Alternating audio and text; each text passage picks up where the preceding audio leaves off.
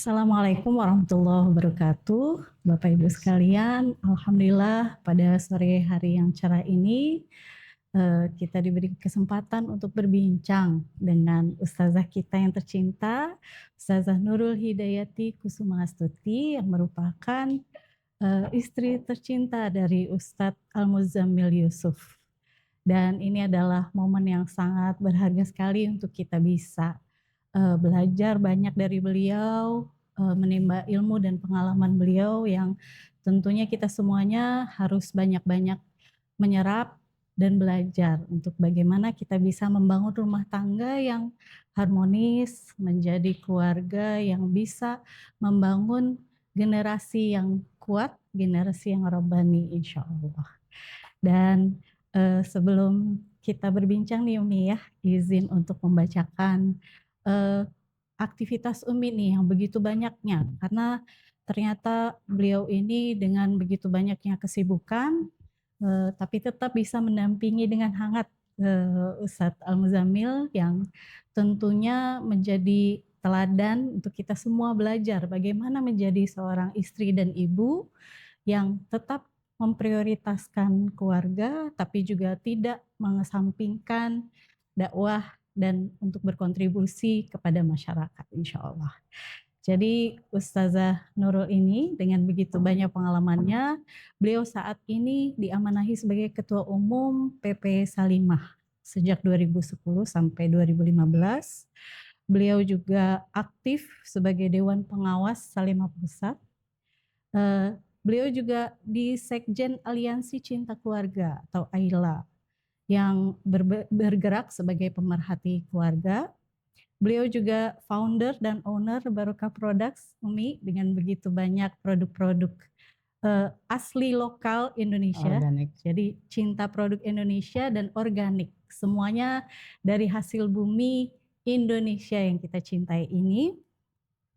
Beliau juga bergerak di Ketua Presidium Badan Musyawarah Islam Wanita Indonesia dan aktif mengisi seminar, majelis taklim dan forum kajian keluarga, serta beliau aktif berdakwah kemanapun, dimanapun, baik di Indonesia maupun di luar negeri, insya Allah. Semoga semua itu menjadi amal jariah Umi. Amin. Dan semoga kita semua juga bisa ketularan nih semangat beliau, insya Allah.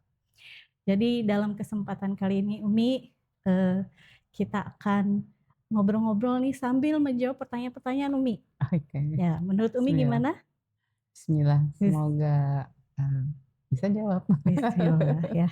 Jadi kita sudah banyak sekali mendapatkan pertanyaan-pertanyaan ya dari baik itu seputar parenting, rumah tangga maupun kemuslimahan.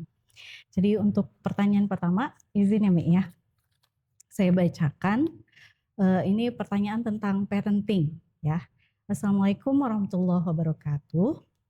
Bagaimana caranya mendidik anak laki-laki usia 17 tahun supaya dia bisa mematuhi peraturan yang kita terapkan di rumah?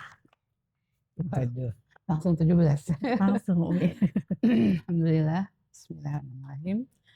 Pertanyaannya menarik ya karena yang ditanya ini menghadapi anak remaja ya, 17 itu kan remaja.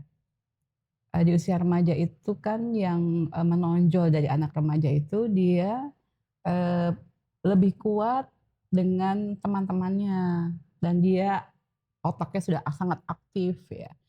Biasanya kalau orang tua tidak sadar ya biasa mengarahkan anak dengan detail dan cepat gitu ya, itu di usia remaja nggak kepake. Nah usia remaja lebih membutuhkan reason.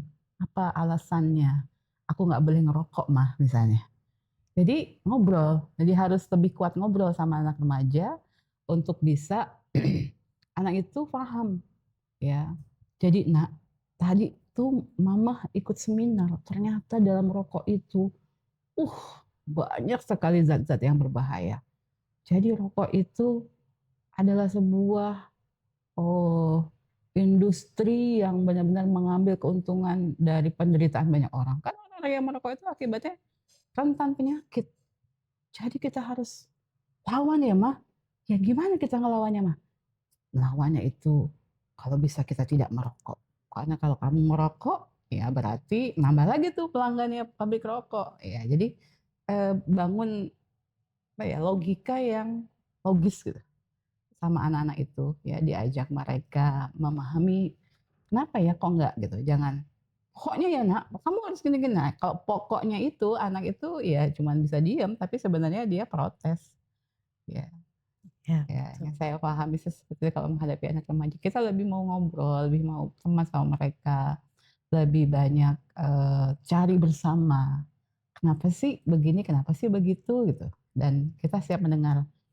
Dan yang menarik kan, percakapan Nabi Ibrahim dengan Nabi Ismail itu kan di usia bukan usia kanak-kanak ya, di usia yang mulai remaja itu, itu buat saya menarik banget itu. Mmm, Nabi Ibrahim itu bicara dengan Nabi Ismail, dalam konteks beliau seorang nabi yang perintah Allah kepada nabi itu kan kebenaran yang hak, nyata gitu kan. Itu pilihan kata yang diambil Nabi Ibrahim tuh, keren banget kalau menurut saya. Ya Nabi Ibrahim, sampaikan kepada Nabi Ismail karena ini beritanya ini halnya berat nih yang harus disampaikan. Itu benar-benar pola komunikasinya menunjukkan pola asuh beliau, ya. Dia ambil diksinya itu bukan ya ibni, ibni itu bahasa Arab udah wahai anakku atau, ya Ismail nggak begitu, tapi ya bunayya, wahai anakku sayang. Itu luar biasa, itu ekspresi cinta kan, ya, love language ya, bahasa cinta ayah kepada anak, ya. Ya bunayya, pertama, ini ara fil manam anni azbahuka. Cinta diekspresikan, kebenaran tidak ditutupi, disampaikan. Nah ini kadang-kadang orang tua itu, cintanya sangat ekspresif tapi kemudian jadi permisif. Karena saking cintanya nggak mau anak kecewa gitu. mhm, Akhirnya, menyampaikan kebenaran itu, ragu. mhm, Nah ini kita belajar dari Nabi Ibrahim, mhm, bagaimana ekspresi cintanya sangat, luar biasa padahal dia seorang ayah loh, ya. Kalau seorang ibu biasalah, "Anakku sayang," gitu kan, ini ayah gitu, seorang ayah, seorang laki-laki. Ya bunayya, wahai anakku sayang, ayah bermimpi menyembelihmu. Ini arafil manam ani azbahuk. Lalu yang istimewa ini ketiga ini pertanyaan ini luar biasa. Fanzur madza tara. Nabi Ibrahim memilih bertanya, "Bagaimana pendapatmu, Nak? What is your opinion?" Itu kan keren banget kalau menurut saya. Ini kan Nabi Ibrahim bukannya nggak tahu, beliau paham mutlak itu perintah Allah dan kalau orang tua yang ego mikirnya bisa lain lagi tuh ngomongnya nggak, "Bagaimana pendapatmu?" Nah, nggak begitu, "Nak, Bapak ini bermimpi menyembelih kamu, kamu ya besok mau tidak mau, suka tidak suka karena Bapak ini nabi harus taat pada Allah, kamu besok Bapak sembelih." Segitu kan. Kalau orang tua banyak memilih kata-kata tuh yang mau cepat gitu. Tapi saya salut banget Nabi Ibrahim itu ekspresi kasih sayangnya lepas, kan rileks tuh percakapannya. Kemudian secara logika jalan disampaikan, "Ayah bermimpi menyembelihmu, Nak. What do you think? Gimana iya, nih pendapatmu?" Itu keren banget. Ketika anak ditanya dia berpikir dan merasa dihargai, "Oh, saya ditanya sama ayah." betul. Nah, Pendapatnya ternyata dianggap penting gitu ya. nah kemudian ayahnya seperti itu pola asuhnya, anak juga hebat sekali. Dipanggil ya bunaya, jawabnya iya abati. Wahai ayahku sayang, if'al ma tu'mar. Kerjakan apa yang Allah perintahkan pada ayah. Ini critical thinking-nya hidup. Padahal ayah nggak bilang, ayah diperintah menyembelih, nggak gitu. Ayah bermimpi menyembelihmu. Tapi Nabi Ismail kemudian berpikir kan, kritis beliau. Oh ayahku Nabi bermimpi berarti itu perintah Allah. Maka kata-katanya, if'al ma tu'mar ya abati. Wahai ayahku sayang, dipanggil anandaku sayang, jawabannya ayahku sayang, bukan abi. Abi kan ayahku biasa, ini ayahku sayang. Kerjakan apa yang Allah perintahkan pada ayah. Satajiduni insyaallah minas sabirin. Ayah akan dapati saya insya Allah termasuk di antara orang-orang yang sabar. Sangat rendah hati. Nggak langsung mengklaim, saya sabar kok ya, saya bisa sabar. Enggak. Tapi dengan sangat rendah hati, insya Allah ayah akan dapati saya termasuk di antara orang-orang yang sabar. Di luar sana banyak orang sabar. Mudah-mudahan saya termasuk di dalamnya. Itu kan adabnya tinggi sekali. Jadi Iya, saya terus terang sangat kagum dengan pola komunikasi Nabi Ibrahim dan Nabi Ismail ini yang menunjukkan itulah pola asuh beliau dan itulah buahnya, ya, yang sangat bijaksana mengasuh anandanya, anandanya pun tumbuh menjadi pemuda yang bijaksana. Saya pikir masih relevan tuh dengan anak umur 17. Jadi tidak langsung mau cepet-cepet gitu ya, tapi coba ngobrol sebentar, ya jangan lupa tunjukkan kasih sayang, ya. Bangun critical thinking dia, rangsang dia berpendapat ya, sehingga, anak itu nggak cuma ngikut karena takut, nurut karena takut, tapi memang dia berpikir dan dia memutuskan apa yang baik buat dia. Nah itu, memang nggak bisa cepet-cepet, agak-agak, slow down gitu ya, agak-agak ngobrol, rileks, itu akan lebih nyaman kalau menurut saya, buat Iya. seorang anak remaja. Dengan dialog ya, Mi, ya, bukan Iya monolog dan bukan instruksi iya antara orang tua ke anak, tapi iya, anak pun dimintai dirangsang pendapatnya, pendapatnya. apa yang dia rasakan. Ini Iya kan sebuah, eee, ini kan menakutkan ya iya sebenarnya iya kan. iya, itu, Ya, message-nya berat banget sebenarnya. sangat berat dan sangat, bukan bukan hal yang remeh gitu kalau Iya misalnya iya. disuruh nyembelih apa gitu, Iya kan, kayak bisa kambing. menimbulkan mispersepsi si anak, bapak saya benci banget ya sampai mau nyembelih," gitu kan kalau salah-salah Betul ngomong ya. betul. Tapi kan, "Ya anakku sayang, ayah Ya, bermimpi begini, bagaimana pendapatmu nak?" Ayah padahal tahu itu mhm, mutlak kebenarannya, tapi subhanallah ya, masya Allah. sehingga taatnya bersama gitu, bukannya Mhm ayahnya saja, Ibrahim saja yang taat, tapi juga mhm. mengajak, melatih, melibatkan Nabi Ismail anandanya juga mentaati Allah. Masya Allah. Dan kita juga jangan luput melihat bagaimana profil, Nabi Ibrahim juga Ya sama Sayyidatina Hajar sebagai ya orang tua juga gitu. Kenapa ya, bisa anaknya begitu betul. berani dan Iya begitu tawakal gitu iya untuk iya, menerima perintah Allah. betul. Berarti memang orang tuanya juga harus berkaca dulu nih Nah, sebelum dia memulai kebaikan, tuh. insyaallah sepanjang hayat, karena Nabi Ibrahim ini kan sampai menyatakan, "Inni dzahibun ila rabbi sayahdin."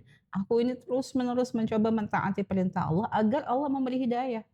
Itu rahasianya Nabi Ibrahim lulus terus tuh dalam berbagai sesi ujian, ketika dibakar, ketika meninggalkan Ibunda Hajar di padang pasir ya, bakal saat itu Mhm. menjadi Mekah sekarang, dan Ibunda Hajarnya pun mendukung ketaatan Nabi Ibrahim. Sekarang kemudian bala umubinya di ujian anak, itu pun lulus. Ternyata memang beliau orang yang sudah bertekad mengikuti, selalu mentaati perintah Allah agar Allah memberi hidayah. Jadi ada tekad orang tua yang membuat orang tua itu sungguh-sungguh dalam menjalankan ketaatan. Baik, semoga bisa menjawab pertanyaannya ya. Kita lanjut Umi, seru nih kayaknya ya untuk menjawab pertanyaannya. Nggak kalah seru juga. Nah, Heeh, ini ada pertanyaan lagi nih. Bagaimana tips untuk lebih mencintai diri sendiri mencintai diri. dan menjauhi kebaikan yang berujung kepada harapan kepada manusia? Iya.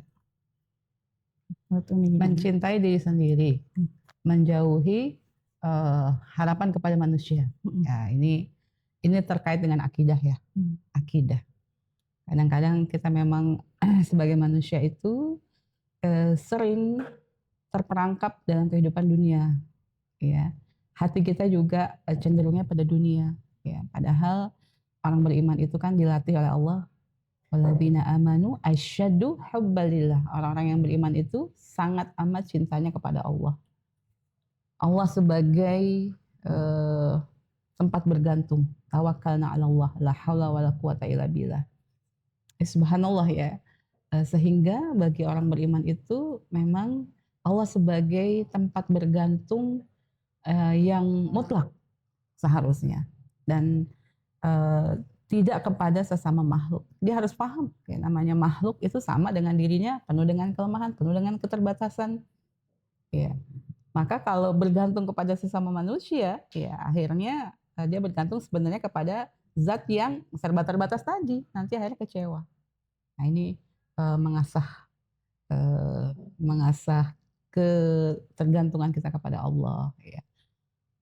Dan tadi mencintai diri itu berarti apa yang Allah perintahkan kan, "Qu anfusakum wa ahlikum nara." Allah tuh perintahkan kita jaga diri kita sendiri, wa ahlikum dan keluargamu dari api neraka. Jadi, sebelum berpikir yang lain-lain, kita selamatkan diri kita deh, supaya jangan jadi bahan bakar api neraka kan. Ya, maka kita lakukan yang terbaik. Ya, dan, Allah juga berfirman, "Man amila sholihan falinafsih." Barang siapa beramal soleh, amal soleh bagi dirinya sendiri.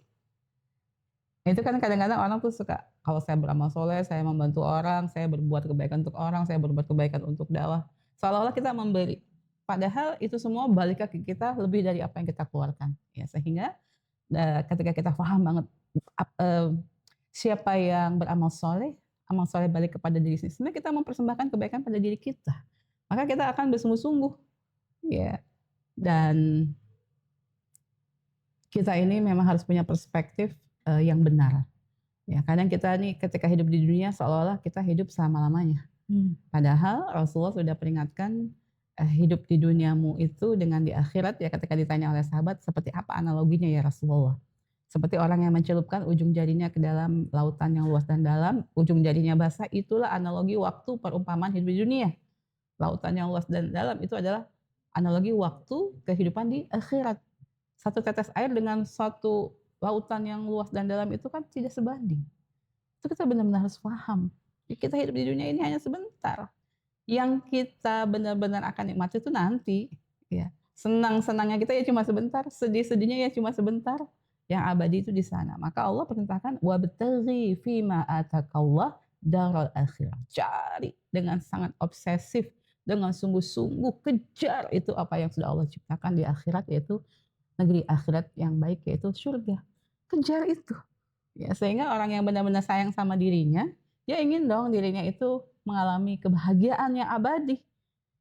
Ya, ini yang penting kan, ya kebahagiaan abadi. Kalau di dunia kita harus paham ini darul bala. Ya, ini hanyalah tempat kita diuji.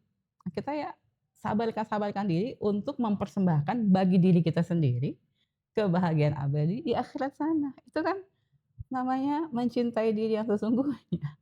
Ya, dan itu memang Allah perintahkan ku anfusakum wa ahlikum nar. Jaga dirimu, jaga keluargamu dari api neraka. Jadi jangan kita biarkan diri kita ya menjadi bahan bakar api neraka. Nauzubillah min dzalik.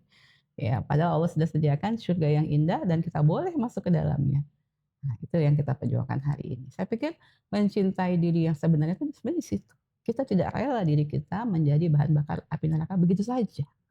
Ya, itulah yang juga membuat Rasulullah sangat bersungguh-sungguh melakukan dakwah. Jadi Rasulullah itu melakukan dakwah, beliau menganalogikan dirinya lagi seperti seorang yang di malam hari menyalakan api unggun di tengah hutan yang gelap gulita. Binatang malam dengan cahaya itu kan senang datang. Tapi laki-laki itu tahu kalau binatang itu masuk ke dalam api unggun terbakar. Maka Rasul umpamakan aku seperti laki-laki yang menghalau itu binatang malam, jangan sampai mereka mendekati si api unggun. Supaya mereka tidak menjadi bahan bakar api neraka. Rasulullah berdakwah sedemikian rupa. Jadi setelah mencintai diri, ya kita juga mencintai orang lain. Supaya kita jangan masuk surga sendirian. Tapi bersama-sama gitu. Itu subhanallah. Karena nanti kita juga nggak merasa rugi. Karena Rasulullah juga memberikan satu definisi. Khairun nas anfa'uhum linnas. Sebaik-baik manusia yang paling banyak manfaatnya untuk sesama manusia. Jadi kalau semakin banyak kita ngajak orang kepada kebaikan, kan manfaat kita semakin besar. Semakin baik, ya nanti surganya semakin tinggi grade-nya. Nah, itu. Jadi itulah cinta kepada diri yang sebenarnya. Ya, jadi nggak usah berharap banyak sama manusia ya, Mi. Tidak usah berharap banyak kepada manusia, karena kita sama manusia itu sama-sama. Ya. Dan saya tuh merenungi surat Al-Imran ayat 159. Di situ kan Rasulullah diperintahkan oleh Allah untuk berperilaku lemah lembut kepada para sahabat. Itu subhanallah loh. Islam itu seperti itu. Padahal kan Rasulullah laki-laki, sahabat-sahabat juga laki-laki sesama mereka itu. Allah berfirman, "Fabima rahmatin minallah lintalahum." Karena kasih sayang Allah padamu, karena tercurahnya rahmat Allah padamu, maka engkau berperilaku lemah lembut. Berperilakulah lemah lembut, wahai Muhammad, kepada sahabat-sahabatmu. Jadi ini penting Mbak Zi. Jadi saya selama ini sering mendengar orang bilang, kamu baik, saya bisa baik. Kalau kamu jahat, saya bisa lebih jahat. Jadi kan itu cuma antar manusia. Padahal kalau dalam Islam itu, kebaikan yang kita lakukan, kalau kita ikhlas, itu sumbernya itu dari Allah. Wabima rahmatin minallah lintalahu. Mampu kita melakukan kelembutan kepada sesama manusia. Kepada anak, kepada suami, itu sama prinsipnya. walau kunta fadhan ghalidhal qalbi lamfaddu min hawlik. Kalau kamu keras hatimu dan berperilaku kasar, mereka kabur dari sekitarmu. Kabur itu berarti tidak berhasil membangun bonding. Bisa physically menjauh, bisa batinnya ya nggak nyambung kan, bondingnya nggak terbangun gitu. Karena kekasaran itu kan nggak manusiawi. Rasul saja diperintahkan Allah untuk berperilaku lembut, tapi memang bukan karena kamu lembut saya baru bisa lembut, nggak begitu. Kita berharap dari rahmat Allah. Fabima rahmatin minallah lintalahu. Nah ini yang kadang-kadang tidak disadari. Kalau kita menyadari betapa Allah Maha Pemberi rahmatnya, kasih sayang yang terlimpah. Jadi kita ambil sourcesnya tuh dari sana, dari atas, dari Allah. Ya, dengan berbagai ibadah-ibadah yang mendekatkan diri kepada Allah, maka kita punya bekal itu. Sehingga bisa berbuat baik kepada sesama manusia. Ya, jadi cara kita memperlakukan orang lain itu bukan karena balasan mereka, karena mereka berbuat baik, tapi karena memang value keislaman kita dan memang karena perintah Allah kita harus berbuat baik dan lemah lembut kemanapun. Dan sesungguhnya kita sudah dikasih sourcesnya sama Allah gitu. Tanpa tergantung pada kebaikan manusia, kita pun bisa memberi kebaikan. Dan kalau sudah berbuat baik kepada orang, bersedekah, memberi hadiah, jangan berharap balasan yang sama. Satu itu. Kemudian kayak silaturahmi aja, itu kan definisinya menyambung yang putus. Bukannya sama-sama berbuat baik, dia baik saya baik. Justru karena diputus, kita terus berbuat baik. Itu silaturahmi yang sesungguhnya. Ujiannya di situ. Kita dijulitin tapi kita tetap tersenyum. Iya, karena kita gitu yang kita harap itu dari atas juga. Kita yakin kebaikan itu dari Allah, kasih sayang dari Allah. Kemudian yang kita harap juga balasan dari Allah. Itu enak tuh. Sehingga kita sama manusia tinggal baik aja deh. Nggak usah terlalu berharap. Nanti kecewa. Masya Allah. Indah sekali. Masya Allah. Jadi nggak perlu haus validasi orang lain. Nah itu. Cukup validasi dari Allah aja. Ridho Allah. Itu yang paling bisa ke sana arahnya. Oke Umi, ini pertanyaan seru selanjutnya. Aduh, deg-degan. Bagaimana membangun kedekatan emosional dengan anak dan memastikan anak akan selalu terbuka pada orang tuanya? Nggak ada batasan usia ya? Nggak ada. Iya. Jadi sesungguhnya yang saya pahami dan coba saya terapkan pada anak-anak ya, membangun kedekatan emosi itu memang baiknya dibangun dari awal. Dari sejak kita mengandung, kita sudah elus-elus mereka di dalam perut ya. Suami juga bisa lakukan itu sambil mendoakan, bahkan sambil diajak bicara ya, karena pada usia berapa bulan ya dalam kandungan itu sudah berfungsi telinga kan, itu sudah bisa diajak bicara. Nah, demikian juga ketika sudah lahir, walaupun baby itu kayaknya cuma satu arah gitu ya, tapi sebenarnya mereka mencerna ya, senyum kita, kata-kata kita, doa-doa kita, mereka sebenarnya menangkap. Nah itu mulai kita elus, touch ya. Ini bahasa cinta kita dengan mengelus itu awal ya, awal biasakan ketika menyusui ya, sambil diajak bicara, sambil doa ya, bicara yang bagus. Nah ini masalah bicara itu buat orang tua harus benar-benar pegang apa yang dipesankan Rasul. Man kana yu'min billah wal yaumil akhir falyaqul khairan aw liyasmut. Barang siapa beriman pada Allah dan hari akhir, hendaklah dia berkata baik atau diam. Di sini saya melihat kadang-kadang ibu-ibu itu berkata aja. Baiknya enggak, diamnya enggak gitu. Akhirnya maaf ya, istilahnya cerewet gitu. Ngomel ya, tapi coba dicek baik nggak tuh kata-katanya ya. Jadi kalau nggak ada yang baik mending diam, itu lebih baik ya. Kadang-kadang kan pesan itu tidak harus dengan kata-kata. Kadang kayak anak yang lagi tantrum ya, lagi capek, lagi lapar, haus, gelisah, tuh kita kemarahin tambah nangis dia. Kalau kita bisa peluk, itu kan bahasa juga, kita bahasa cinta, pesan. Ibu menyayangimu, ibu bersamamu gitu, walaupun dia lagi nggak mau dengar omongan kita. Jadi memang dari awal itu kita bangun kedekatan itu dengan tatapan, dengan ucapan yang baik, ya, menahan diri dari ucapan yang tidak baik, ya, atau dengan doa-doa, ya, dan tunjukkan bahwa kita mencintai mereka, ya, sehingga ikatan jiwa itu terbangun.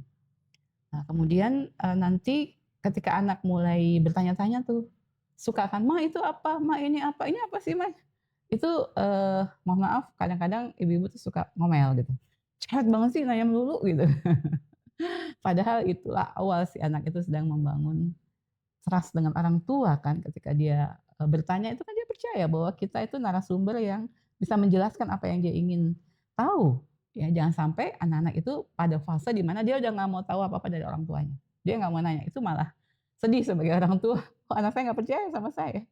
Karena dari awal ketika dia bertanya sesuatu yang sepele, kita jangan meremehkan, "Oh iya Nak, ini, pohon sayang, itu tumbuhnya pakai apa Umi? Oh ini pakai hidroton. Itu nggak pakai tanah ya Umi? Bisa. Bisa karena ini jenisnya pohon yang tidak membutuhkan, tanah yang banyak ya, ini pohon gurun. Terus gitu, sampai pada titik di mana kita nggak bisa jawab, waduh Umi kayaknya belum tahu tuh Nak jawabannya. Nanti kita tanya ya, baca buku, apa tanya sama teman Umi, oke? Jadi kita biasakan, kita pun kadang tidak tahu apa yang dia tanya dan kita bisa aja mencari, kita mengajarkan mencari, pengetahuan. Tapi yang menarik di situ, terbangun tuh anak yang membutuhkan informasi, kita dengan baik hati, dengan senang hati, ya dengan penuh kasih sayang menjelaskan apa yang dia butuhkan, gitu. Itu kan kebutuhan ilmu ya, kebutuhan ilmu anak ya. Bukan hanya kebutuhan fisik untuk makan, tapi juga ilmu kita berikan dengan komunikasi yang baik itu akan menjadi, apa ya, asupan yang sangat berharga buat si anak. Membangun kedekatan.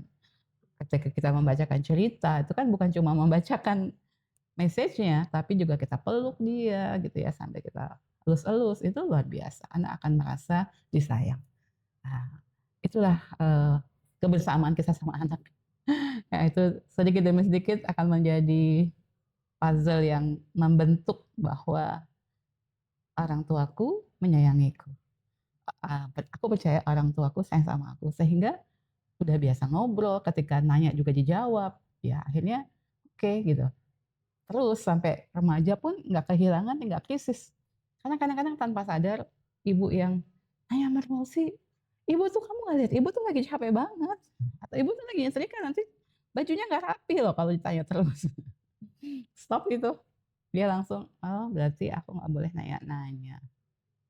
Udah, bisa jadi tuh anak seperti itu, ya nggak percaya lagi sama ibunya. Tanpa sadar ya, aku nanya juga entar dimarahin, ya.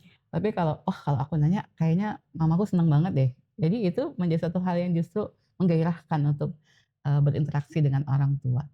Jadi tanpa sadar kadang-kadang kita yang men-set-up anak gitu, kita terima atau enggak gitu. Betul. Iya. Jadi banyak, ibu-ibu itu lebih ramah sama tetangga daripada sama Waduh. anaknya sendiri ya, Mi. Kalau sama tetangga, sama teman bisa basa-basi, giliran sama Iya, anak ngomel-ngomel gitu. iya. Jadi anak-anak pun tidak, bisa kita bohongi ya, Mhm. kalau ibunya itu sepertinya lebih baik sama orang lain gitu Iya. daripada dengan dia gitu. Ya Ada itu menyedihkan sih ya kalau anak diperlakukan seperti itu. ya, padahal kan Rasulullah SAW juga udah bersabda, "Khairukum khairukum li ahlihi, Mmm, wa ana khairukum li ahli." Jadi mhm.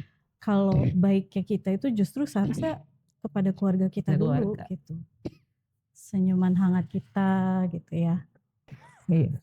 Jadi ibu-ibu kalau kita biasa cipika-cipiki sama teman pengajian, kalau kita biasa basa-basi sama teman arisan gitu ya, justru lakukan itu juga kepada anak-anak dan pasangan Utamakan, kita ya. gitu. Karena dari situlah terbangun kedekatan.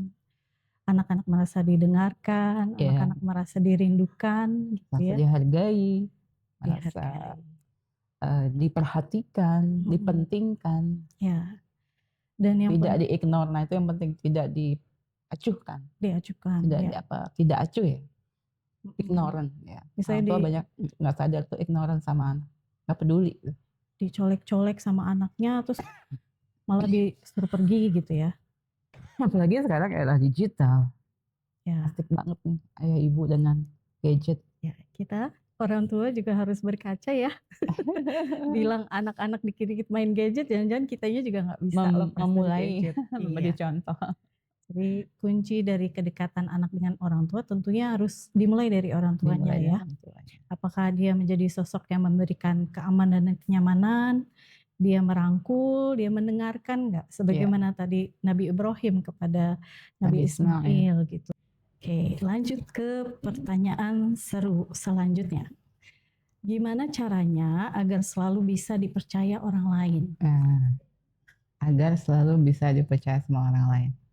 Sesungguhnya sebelum kita arah targetnya itu dipercaya orang, kita harus bisa mempertanggungjawabkan semua apa yang kita lakukan itu kepada Allah. Jadi pertama itu ke Allah dulu. Saya bisa bertanggung jawabkan nggak ya? Misalnya ada orang kasih kepercayaan sama kita. Pertama tuh kita menjaga kepercayaan itu karena kita takut sama Allah. Ya otomatis ya misalnya Mbak Zizi titip uang sama saya. Titip ya Mi gitu. Oke, 30 juta misalnya kan. Amin. Nanti kapan-kapan diambil dalam bentuk apa? Dalam bentuk dinar. Saya akan jaga itu sebagai sebuah amanah, ini kepercayaan. Saya bukan takut sama Mbak Zizi. Nomor satu saya takutnya sama Allah. Nanti Allah yang Maha Tahu itu tahu di tanggal sekian saya dititipin sama Mbak Zizi, apakah itu menjadi amanah yang saya pegang erat. Saya kembalikan pada pemiliknya. Ketika memang pemiliknya sudah meminta dengan amanah tanpa dicowel-cowel gitu kan. Nah, jadi keinginan untuk membuktikan kepada Allah bahwa saya amanah itu yang nomor satu. Mentalnya di situ dulu. Sehingga kita itu kalau udah taat kepada Allah, manusia tuh mesti dapat kebaikan deh. Karena kita akan berbuat baik kepada manusia gitu. Konteksnya kan ke sana. Ya, jadi kita ingin menjadi orang yang tidak apa ya, tidak istilahnya itu hina gitu. Orang yang hina itu orang yang bagaimana? Itu ada dalam Al-Qur'an ya. Allah berfirman, "Duribat alaihimul dhillah ainama thuqifu illa bihabli minallah wa habli minanas." Kamu akan ditimpa kehinaan kecuali. Jadi kan Allah sering pakai bahasa begitu ya. Ini akibatnya nih jadi manusia yang hina kecuali kalau kamu membangun hubungan yang baik dengan Allah. Illa bihabli minallah wa habli minanas. Membangun hubungan yang baik dengan manusia, bangun hubungan baik dengan Allah, yang kedua dengan sesama manusia. Termasuk menjadi orang yang terpercaya, yang nomor satu ada dalam pikiran kita, gimana saya ini di hadapan Allah memang adalah orang yang jujur. Itu yang harus kita buktikan kepada Allah. Kalau sama manusia, ya itu efek aja gitu. Tapi tanggung jawab utama kepada otomatis kepada manusia juga kita akan melukai janji-janji kita, ya amanah-amanah kita, gitu. Ya, otomatis pada gilirannya kita setelah sekian kejadian kita tak percaya, kita amanah, kan akhirnya orang juga trust sama kita. Ya, tapi kenapa kita bisa sekuat itu memegang itu semua? Karena yang pertama karena kita takut sama Allah. Kayak ini menjadi ketakwaan itu menjadi satu resep yang sangat ampuh sebenarnya. Ya, termasuk tempo hari kan ada pengawasan ini, pengawasan itu. Sesungguhnya kalau orang bertakwa itu dia merasa diawasi oleh Allah, selesai. Ya, Ya, jadi lebih takut membangun ketakwaan. lebih Iya. takut diawasi Allah daripada sama Itu sebenarnya sangat efektif. ya. Nggak lagi ngelihat manusia, udah langsung merasa diawasi oleh Allah. Jadi menjadi orang yang terpercaya pun seperti itu kalau menurut saya. Ya, kita sendiri memang sudah punya tekad yang kuat untuk menjadi orang yang jujur, tidak abai terhadap amanah, dan kita akan bertanggungjawabkan itu semua kepada Allah Subhanahu wa taala. Ya. Udah sih Mbak Zizi. Ya. Jadi tidak performatif mencari validasi orang lain Ya. untuk terlihat punya integritas, tapi Nah, memang dalam praktek kesehariannya juga iya. baik sendiri maupun di hadapan orang lain pun Kita memang udah begitu aslinya. ya gitu ya. Itu paling kuat. Jadi dimanapun kita berada selalu Iya, dalam urusan apapun ya kan, amanah pada Allah itu udah menjadi kekuatan yang luar biasa. ya. Lanjut lagi Mi. Masih banyak nih pertanyaannya Masih ya. banyak. Baik. Anak saya SMP. bagaimana cara menasehati anak saya supaya apa yang saya sampaikan bisa diterima anak saya. Hmm. Karena apa yang saya nasihati tidak pernah Tidak didengarkan. pernah didengar anak SMP. Ya. Berarti bondingnya oke. Jadi boleh jadi selama ini tidak terbangun tuh bonding antara orang tua dan anak dengan pola komunikasi yang baik. Boleh jadi ya, saya tidak tahu secara lebih detail kasusnya. Hmm. Boleh jadi itu. Kemudian kemungkinan kedua boleh jadi memang usia remaja itu memang anak itu punya kecenderungan dekat sekali dengan peer group ya, dengan teman-temannya. Ya kadang-kadang lebih percaya sama temannya dibanding dengan orang tua ya. Iya. Jadi memang kalau saya pengalaman pribadi itu karena udah dari awal udah paham teorinya, jadi dari anak-anak kecil tuh udah eee, memeluk jiwa mereka gitu. Jangan sampai di usia remaja yang ketika mereka itu goncang, itu mereka tergoncang lebih rentan kan di usia remaja mereka tergoncang. Nah itu dari awal memang kita membangun bonding yang kuat, trust tadi ya, sehingga anak itu memang, apa-apa mau cerita sama kita. Karena udah terbiasa dan orang tuanya kalau anaknya cerita mau dengar. Kadang-kadang banyak anak saya tuh mengeluhkan, temannya mengeluh kepada dia. Itu kadang-kadang mau ngomong sama mama, ngomong sama papa, tapi mereka nggak punya waktu. Terus mereka nggak mau dengar. Nah itu, jadi, kita sendiri yang akan, eee, mengalami masalah kalau kita nggak terbangun tuh komunikasinya. Saya tuh sampai urusan pernikahan anak-anak itu ya dibangun dari usia mereka remaja itu, saya udah kasih, arahan lah saya dan suami udah sepakat, kita sama anak-anak itu yang paling penting di zaman itu kan menjaga kehormatan mereka. Jadi, kita nggak perlu ya menuntut mereka harus mandiri baru boleh menikah. Kalau kami ya berdua dari dulu tuh begitu. Karena buat saya lebih sedih ya anak itu gagal dalam pergaulan, dalam moralnya daripada, eee, kesuksesan yang duniawi sifatnya. Ya dua-duanya tapi, dalam usia yang boleh jadi dia sudah ada keinginan untuk menikah, ya kita harus dukung. Jadi saya sampaikan sama mereka, "Nak, pokoknya Nak, kalau nanti kalian" laki-laki dan perempuan tuh adalah normal, kalau laki-laki itu suka perempuan, perempuan suka laki-laki dan Allah sudah menganjurkan untuk pernikahan. Nah, sekarang memang sepertinya pernikahan itu, idealnya dilakukan oleh orang-orang yang mapan gitu kan, pekerjaannya sudah bergaji sekian, sudah bisa menanggung okelah itu bagus, tapi jangan menggadaikan kehormatan diri kalian. Kalau memang kalian sudah membutuhkan untuk menikah, eee, juga jangan menempuh hal-hal yang ya membahayakan ya, misalnya berpacaran dan sebagainya itu membahayakan. Saya tuh berulang-ulang cerita sama anak bahayanya pacaran gitu di usia mereka masih remaja. Kemudian, saya sampai tawarkan, "Kalau mau Umi itu punya teman banyak, Abi punya teman banyak, bilang aja." Sampai begitu. Dan ternyata kejadiannya benar, itu benar-benar semua tuh nikah dengan anak teman-teman kami. Sesuai dengan, harapan dan doa, dimudahkan Allah, dimudahkan Allah. Ya tapi ya memang dari awal kita udah ngobrol gitu.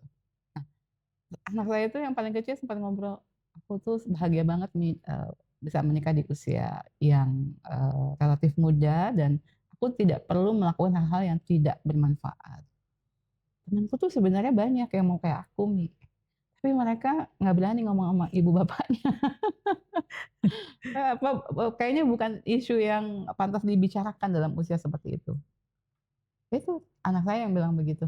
Ya. Ya, jadi memang, tadi, ya sama anak memang dari awal kita harus, terbuka, harus bangun ikatan jiwa, tapi di atas segalanya, Allah Subhanahu wa taala yang memudahkan. Maka mintanya sama Allah ya. Anak kita pun hatinya digenggam oleh Allah. Maka kalau kita udah minta kepada Allah, ya Allah akan memudahkan semuanya. Ya sungguh kemudahan itu dari Allah, bukan karena kehebatan orang tua, tapi atas izin Allah yang harus sangat kita yakini. Ya, Masya Allah. Jadi kalau ingin anaknya mendengarkan kita, ya berarti kitanya juga harus belajar mendengarkan anak kita. Nah, iya. Kalau ingin anak menghargai kita, kitanya juga harus menghargai perasaannya, Iya, pendapatnya, cita-citanya, harapannya. Ya iya, kan banyak orang tua yang memaksakan kehendak iya, pada anak Misalnya gara-gara orang tuanya gagal jadi dokter, terus anaknya harus jadi dokter. Iya, Padahal itu bukan minatnya misalnya. betul. Gitu. Kemudian memang mendidik anak itu harus ikhlas. Semua yang kita lakukan harus ikhlas ya, termasuk mendidik anak. Karena tanpa sadar orang tua menjadikan anak sebagai ajang pameran. Wah, anak saya udah gini, oh anak saya udah gini gini gini gini. Bangga. Padahal kalau Allah tidak izinkan nggak mungkin. Jadi tidak perlu dibanggakan. Karena kadang-kadang anak juga nggak suka digitu-gituin sama orang tuanya. Jadi beban ya, Mi Jadi ya. beban nih ya. Jadi kita juga harus hati-hati ya Hati-hati ya. ketika mendapatkan kebahagiaan, bentuk kesyukuran kita juga jangan sampai lalu Iya, kemudian malah menambah beban. iya. Kan tadi menarik tuh yang apapun minat mereka, ya selama itu bisa membawanya ke surga, jangan kita halangi. Iya, peradaban ini dibangun bukan hanya oleh satu jenis manusia, ya kan kadang-kadang kita kasih kualifikasinya sukses kalau begini, tapi itu satu jenis aja. Padahal kita membutuhkan banyak jenis manusia, ya dengan berbagai kemampuan yang mereka miliki. Jadi ya sudah, yang penting bagaimana kita memotivasi anak-anak kita itu untuk berjuang bertemu di surga. Lewat jalur manapun kalian, jadi apapun kalian, yang penting kita ketemu di surga. Itu Ya, lebih nyaman sih daripada kita, "Kamu jadi ini ya nak, jadi dokter ya, jadi insinyur." betul. Karena banyak orang tua Ada memposisikan diri sebagai yang paling tahu dan paling benar gitu. ada itu saya punya teman Hmm. sekeluarga itu nggak akan dibiayai kalau nggak kuliah di kedokteran. Ya, Jadi anak cucu semuanya semua harus menuruti cita-cita sang dari kakek. si kakek gitu ya. Jadi ya kita orang tua juga harus banyak berkaca, juga harus belajar dewasa Ah gitu. iya. Jangan Iya. anak dijadikan tumbal, jangan jadikan anak sebagai harus mengabulkan cita-cita kita, padahal dia Iya, sendiri punya cita-cita dan iya, harapan betul. gitu. Baik, seru nih pembahasan tentang orang tua dan anak. Kita lanjut, Umi. Baik, Umi, selanjutnya ini pertanyaan tentang istri. Istri. Ya, di zaman sekarang banyak banget lelaki yang mau istrinya bekerja karena mereka takut nggak mencukupi kebutuhan berkeluarga. Dan mereka kebanyakan mencari istri yang bekerja. Bagaimana pendapat Umi tentang fenomena tersebut? Iya. Iya, jadi ini yang memang sering kita jumpai ya. Ini yang menunjukkan bahwa ya, ini kita membicarakan laki-laki muslim ya. Mayoritas kan di Indonesia itu muslim. Kalau laki-laki itu seperti itu, bisa dikatakan itu bukan laki-laki yang qawam. Nah, jadi apa sih qawam itu? Qawam itu ya menurut seorang ahli ya, kriterianya itu 4. Seorang laki-laki itu dia itu harus kuat dalam berjuang ya, memberikan nafkah kepada istrinya. Nafkah, pilar yang pertama. Kedua, riayah. Riayah itu pembinaan, membina istri. Bagaimana dia memperlakukan istrinya dengan baik, ya, bagaimana dia mensikapinya, bagaimana menempatkan dalam posisi seperti apa, ya, pembinaan. Riayah itu kalau bahasa kita jadi rakyat kan. Rakyat itu yang dibina oleh negara, yang ditanggung sama negara gitu. Kemudian himayah itu dalam perlindungan. Jadi istri itu dilindungi. Suami itu harus melindungi istri. Jadi suami yang baik itu menjaga keamanan istri, bukan melakukan kejahatan kepada istri. Iya. Nah, apa istilahnya KDRT itu kalau dia seorang yang qawam tidak akan dilakukan. Yang terakhir syura, ya betul, keputusan di tangan pemimpin yaitu para suami. Tapi keputusan yang diambil dengan mendengar, syura, dengan bermusyawarah, menghargai pendapat, mendengar, ya nanti keputusannya baru diambil. Jadi keputusan yang adil. Nah ini yang lemah nih, tidak difahami nih. Kan pertama pilarnya nafkah, artinya seorang laki-laki yang qawam dia itu udah punya tekad, punya elan vital yang kuat dalam saya harus bisa menafkahi istri dan anak-anak saya. Itu pride-nya seorang laki-laki. Karena itu tanggung jawab dia kepada Allah.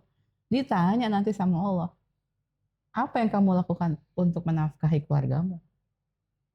Iya.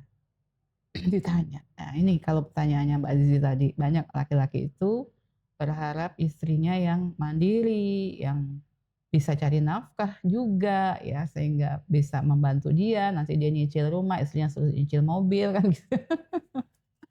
Saya pikir itu dari awal udah salah, nggak boleh gitu. Seorang suami harus bertanggung jawab, dia yang bertanggung jawab mencari nafkah untuk keluarganya. Nah, seorang istri boleh boleh membantu suami, tapi itu bukan tanggung jawab, ya. Karena nanti ada pembagian peran di sana, ya. Karena suami bertanggung jawab ya terhadap, tadi itu, maka istri pun diperintahkan oleh Rasulullah untuk taat, menghormati, maka terjalin keserasian. Dia memang bukan mengejar kesetaraan, kesamaan, karena memang kita berbeda, laki perempuan tuh berbeda. Tapi dengan perbedaan itulah terjadi keserasian. Ya, kalau kata Ibu Ratna itu seperti memakai sepatu kanan dan sepatu kiri. Ya, karena kaki kita memang berbeda kanan dan kiri. Ya, semahal apapun sepatu kita, kalau kanan dua-duanya kita nggak mungkin pakai atau kiri dua-duanya. Jadi perbedaan itu untuk membangun keserasian dan itu indah sekali. Ya, dan itu harus disadari.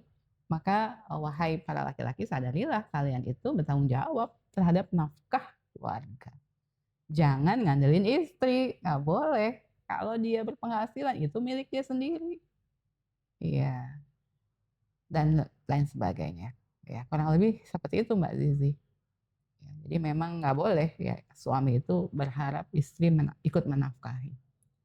Ya, tidak boleh mengharus-haruskan gitu, karena itu bukan tanggung jawabnya. Justru dia harus mengoptimalkan kapasitas dia sebagai seorang pencari nafkah. Hmm. Ya, karena memang fenomenanya sekarang ya, Mi ya. Banyak ternyata laki-laki yang menikah tuh bukan untuk menjadi qawwam, tapi justru dia ingin istrinya itu menjadi ibu ketiga buat dia. Iya. Jadi inginnya dirawat, diurus, tapi dia sendiri tidak menjalankan perannya Iya gitu. iya Bahkan iya. yang ada malah membebani ekstra istrinya. Iya iya. Saudara istri disuruh bekerja, ATM dipegang suami, Iya, ngurus. lalu pulang kerja pun harus dibebani dengan pekerjaan domestik juga gitu. Jadi wajar kalau banyak perempuan yang kemudian kelelahan, merasa frustasi gitu. Iya iya iya. Jadi Ya kondisi karena dari menyedihkan. awal memang, tidak memiliki kesepakatan yang adil ya, tidak memahami, tugas dan kewajiban, ya tidak memahami suami itu harusnya bagaimana gitu, saya melihat seperti itu. Suami itu nggak paham gitu bahwa, walaupun perempuan itu punya kemampuan, tapi dia tidak punya tanggung jawab. Dia tidak boleh dibebani oleh tanggung jawab. Dia, sang suami yang harus mengambil tanggung jawab itu sebagai pemberi nafkah utama. Tuh. Itu yang kadang-kadang kita lihat, orang tuh suka lupa itu. Ya, kalaupun seorang istri bekerja pun ya untuk aktualisasi diri, untuk mengamalkan ilmu yang dia pelajari dan bukannya karena harus memberikan nafkah gitu, karena itu bukan Iya iya, kewajibannya. bukan karena untuk memberi nafkah. Ya, Kalaupun dia memberi nafkah juga itu adalah sedekah dia, ya, sedekah. bukan kewajiban. Baik, pertanyaan selanjutnya, Mi. Izin bertanya, Umi, saya punya calon ibu mertua yang alhamdulillah baik. Beliau Alhamdulillah. ini sangat perhatian, bisa diajak curhat dan lainnya, sehingga saya lumayan dekat dengan beliau. Namun, kedekatan ini menimbulkan kecemburuan dari ibu kandung saya. Masya Allah. Ibu saya selalu memiliki pikiran bahwa mertua tidak ada yang bisa dekat dengan menantu, Oh. karena beberapa kasus yang ada di lingkungan keluarga saya. Bagaimana ya cara memberikan pemahaman bahwa tidak semua mertua itu seperti yang ada di cerita-cerita? Lucu juga ya. Iya iya. Ya, tapi memang, begini, orang tua itu kadang tidak diduga pikirannya ya. Kita pikir, it's okay gitu, nggak taunya, oh ada masalah ya kalau saya dekat dengan ibu mertua gitu ya. Ya mungkin, di sini kedekatan dengan mertua ya tetap dipertahankan, karena itu bagus ya. Itu sebuah, kondisi yang ideal sekali kalau kita bisa dekat dengan ibu mertua. Karena memang kalau yang masih gadis nih harus punya tekad itu, saya akan bantu suami saya tetap birrul walidain kepada ibunya, kepada bapaknya. Itu yang harus jadi tekad dari awal ketika menikah. Jadi bukan merebut, suami dari ayah ibunya gitu. Justru kita membantu dia bisa melakukan birrul walidain kepada kedua orang tuanya dengan kita sokong, kita dukung, kita pun baik ya. Pokoknya jadilah menantu yang terbaik gitu kan. Nah itu, jadi kita udah ridho lah melakukan apapun ya, dan membiarkan suami kita melakukan kebaikan apapun tanpa kita perlu harus jealous. Nah ini kasusnya lucu, yang jealous malah ibu kandung. Boleh jadi, apa ya, kita tidak perlu juga terlalu mengekspos gitu kedekatan kita kepada, ibu kita, kedekatan kita kepada ibu mertua gitu. Ya nggak usah terlalu diceritain, nggak usah, jagalah perasaannya karena mungkin dia khawatir ya, anak saya sekarang, punya ibu lain gitu kan. Itu bisa dimengerti sih kalau menurut saya. Boleh jadi ada, ya namanya orang bertambah tua ya kadang-kadang kita nggak duga gitu jalan pikirannya, kok ada ya sensitif begitu padahal kan harusnya senang gitu. Jadi, saya pikir itu dijaga ininya aja, eee, bentuknya gitu supaya kita nggak terlalu, seperti memamer-mamerkan kebaikan kita sama mertua kita kepada ibu kita kandung, nggak usah terlalu diceritain, nggak usah ini. Udahlah baiknya tuh kita paham, ibu mertua kita paham, nggak usah ibu kita tuh terlalu, tahu gitu untuk, tidak, cemburu ya. Sambil juga tadi kalau mau dijelaskan ya harusnya, ibu bahagia, anak ibu disayang sama mertuanya, saya juga bisa menyayangi ibu mertua saya. Sementara banyak, mantu dan mertua itu yang tidak berhasil membangun hubungan silaturahmi itu, Bu, gitu. Jadi secara umum kita kasih bingkai seperti itu, tapi juga nggak usah terlalu kita tunjukkan bahwa kita itu, sayang banget sama ibu mertua kita yang membuat ibu kandung kita cemburu. Karena kan kita juga nggak tahu ada apa di balik itu semua gitu, sehingga kok ibu jadi cemburu saya dekat dengan ibu mertua saya, harusnya kan mendukung dan happy gitu. Tapi okelah gitu, orang tua mungkin ada latar belakang yang kita tidak mengerti. Jadi itu tetaplah berbuat baik ya, dan lakukan dengan serapi mungkin ya, tanpa menimbulkan kecemburuan. Ya, sepakat Umi. Oh Karena iya, memang kita sebagai, anak yang lebih muda ya harus paham psikologis orang tua kita ya itu ya, sudah mulai ada penurunan, iya, jauh lebih sensitif secara iya, emosional, kemudian kondisi fisik beliau ya yang iya, mungkin ada sakit kronis atau apa yang menghambat beliau untuk beraktivitas iya, gitu, itu tentunya pasti berdampak pada rasa percaya diri iya, gitu ya, yang biasanya bisa ngerumpi gitu ke tukang iya, sayur, terus karena asam urat misalnya jadinya harus di jalannya dalam rumah susah. saja, jadinya baper gitu ya. Apalagi ada sindrom yang namanya empty nest Empty nest syndrome. syndrome. Jadi, sarang burung kosong, Iya, ya, anak-anak sebagai mulai mandiri ya. ya, tidak lagi membutuhkan ibunya, karena Iya, ibu-ibu ini yang biasanya paling repot kan mengurus iya, anak.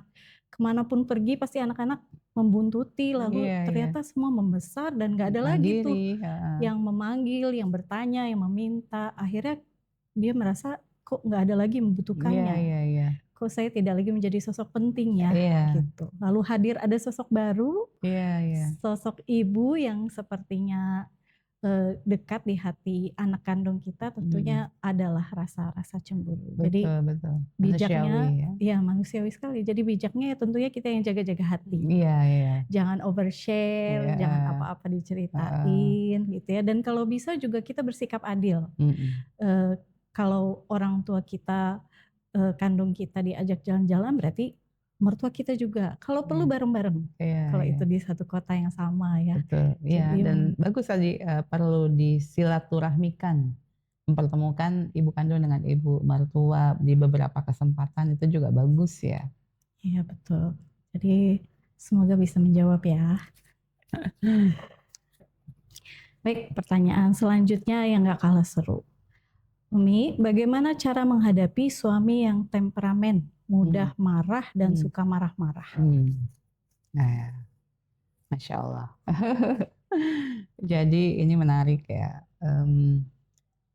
kita ditakdirkan ya memiliki suami ya, ini kasusnya ya, ditakdirkan memiliki suami yang temperamental ya, yang emosional, yang gampang marah dan suka marah-marah. Gimana nih sebagai istri gitu kan? Ya tentu, pertama tentu kita niatkan pernikahan itu kan ibadah ya, dan kita yakin, jodoh yang Allah takdirkan itu, eee, insyaallah adalah jodoh yang terbaik ya. Dan kita juga harus paham manusia itu, tadi, punya karakter yang berbeda-beda ya, sehingga, ketika kita, "Oh ternyata suami saya modelnya yang temperamental nih," gitu kan. Oke gitu, jadi kita juga harus punya, perspektif yang adil gitu terhadap suami. Jangan sampai, satu kekurangannya itu menutup semua kebaikannya. Itu dulu ya.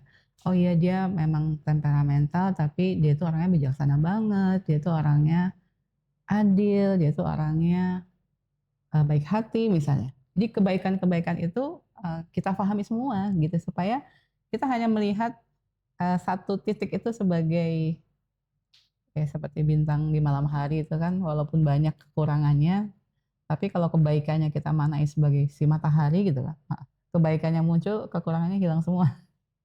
Artinya gitu ya, kita juga harus sadar ya manusia mana ada yang sempurna, gitu.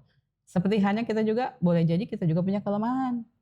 Nah itu semakin menyadarkan ke okelah, jadi saya juga punya kelemahan yang mungkin suami saya harus memaklumi saya, maka ini giliran saya memaklumi dia, mengenali dia dan harus punya kiat.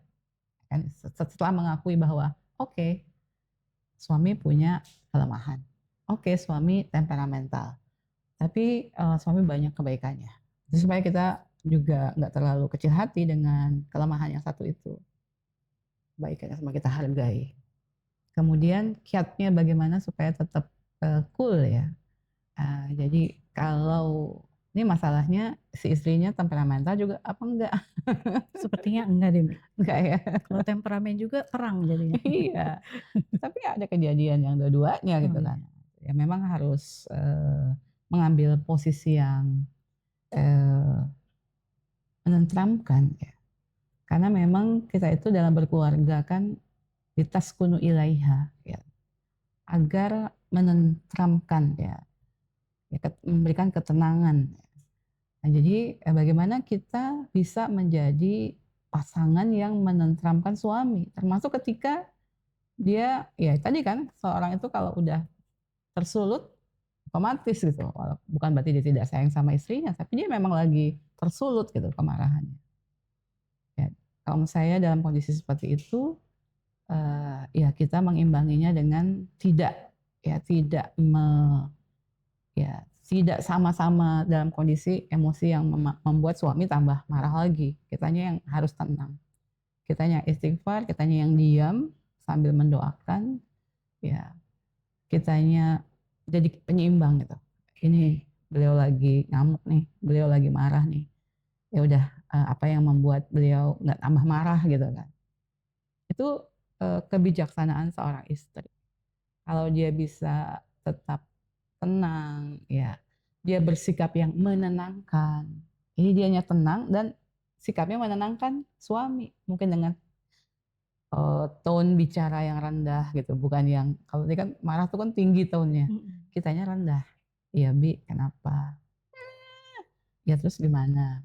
Terus nanti ambilin air minum, sukanya anget kasih anget, sukanya dingin kasih dingin. Ya itu tambah menenteramkan, ajak duduk bareng, tanpa harus minta penjelasan saat itu. Yang penting tenang dulu, penting tenang dulu. Tapi bukan berarti kita ignorant, itu jangan. Misalnya kita ngamuk, kita diam, terus nanti ngamuk, diam lagi, dan tidak pernah masalah itu tidak pernah diselesaikan. Ketika suami lagi nggak marah, ketika dia lagi nggak, emosinya tinggi, ketika lagi nyaman, ya, ketika lagi rileks, ajak bicara. "Ih Bi, kemarin itu waktu Abi marah itu, sebenarnya Umi tuh rasanya terhimpit bumi." Sedih banget loh Bi, sedih banget. Tapi kan kalau Umi marah juga dan Umi sebenarnya bisa loh marah juga. Kan kita jadinya perang. Jadi, "Abi, kenapa sih kemarin tuh marah-marah begitu?" misalnya. Jadi ada sesi mencari solusi, sesi kita sharing perasaan kita, sehingga suami tahu gitu. Ketika next time dia marah lagi, dia tahu istri itu sebenarnya tertekan, tapi dia menahan diri supaya tidak terjadi eskalasi permasalahan atau memuncak emosinya. Itu. Jadi ya target kita kan beribadah. Itu kalau memang agak susah ya mudah-mudahan pahalanya juga besar. Kalau semua sisinya itu baik, kita jangan-jangan nikahnya sama malaikat. Selama kita saja kita nikah sama manusia, ya siap-siap aja gitu. Ada hal-hal yang memang kita harus bersikap nih. Tapi gimana caranya? Kelemahan itu bukan sebuah hal yang aib gitu manusia itu punya kelemahan. Tapi juga bukan satu hal yang tidak bisa diperbaiki. Maka ketika kita juga tidak memperparah emosinya, di lain kesempatan kita bisa ngobrol dengan tenang. Saran Umi nih Bi, kalau Abi gini. Coba dengar itu apa feedback dari beliau. Jadi akhirnya nanti menurun lama-lama. Ya, walaupun masih itu tuh kan Abi marah lagi. Iya maaf ya Abi memang gini nih, kesulut gitu kan. Tapi dia tahu apa harapan istrinya. Kita harus sampaikan. Jadi kita harus sampaikan dalam suasana yang enak. Jadi kalau lagi marah, ya beliau lagi marah, mending diem deh. Mending diem gitu. Karena nanti tambah menyulut. Ya nggak usah jawab, apalagi jawabnya juga dengan tone yang tinggi. Waduh, bahaya. Ya, ini catatan penting ya. Jadi kalau ada perilaku pasangan kita yang mengecewakan, nggak mengenakan, bukan berarti harus kita tanggapi ya, lalu kita bersikap defensif, tapi kita juga harus memahami situasi dan kondisi. Timingnya juga harus tepat untuk memberikan nasihat, masukan gitu ya. Karena jangan sampai di situasi yang pasangan kita malah senggol bacok. Single apa? Situasi yang senggol bacok. Senggol bacok. Jadi serem banget. Timing senggol bacok tuh pertama kalau lagi lapar. Orang lapar tuh kan sensitif ya Mi ya. Perut kosong, otak panas, hati apalagi membakar gitu ya. Lalu kalau kita sedang lelah gitu ya, makanya saya selalu bilang mengingatkan jangan nasihati, jangan mengkritik di 5 waktu haram ini. Haram bukan secara syariat ya. Ketika kita sedang lelah atau pasangan kita yang lelah, ketika sedang lapar, ketika sedang ngantuk, ketika sedang terdistraksi, dan yang keempat ketika kita sedang bermesraan gitu. Jadi betul-betul harus bijak gitu, dan jangan ada pembiaran. Apalagi buat ibu-ibu ya, tolong banget, penelitian menunjukkan bahwa stres dan masalah yang direpress atau disimpan dan disembunyikan, diem aja gitu ya, nggak diungkapin, nggak dinyatakan kepada pasangan, itu akan menimbulkan penyakit yang namanya autoimmune. Jadi autoimmune disease itu ternyata dari stres. Jadi penting banget kita untuk mengekspresikan emosi. Boleh kok untuk marah. Mengelola emosi ya. Jadi ditahan tuh bukan berarti dihilangkan, tapi cari timing. Tuh. Waktu yang tepat. Marah boleh, yang nggak boleh marah-marah. Mengekspresikan marah boleh, tapi yang nggak boleh adalah melampiaskan marah. Gitu.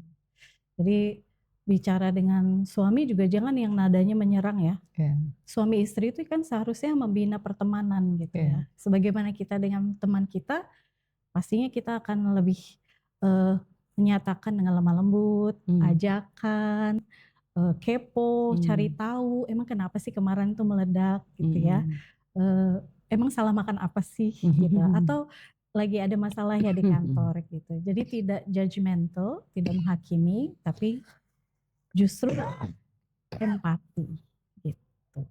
Alhamdulillah kita sudah menjawab begitu banyak pertanyaan, banyak ilmu, dan banyak sekali pengalaman yang Umi sudah share pada kita. Semoga kita semuanya bisa menjalankan dan mempraktekkan saran-saran dan nasihat tersebut.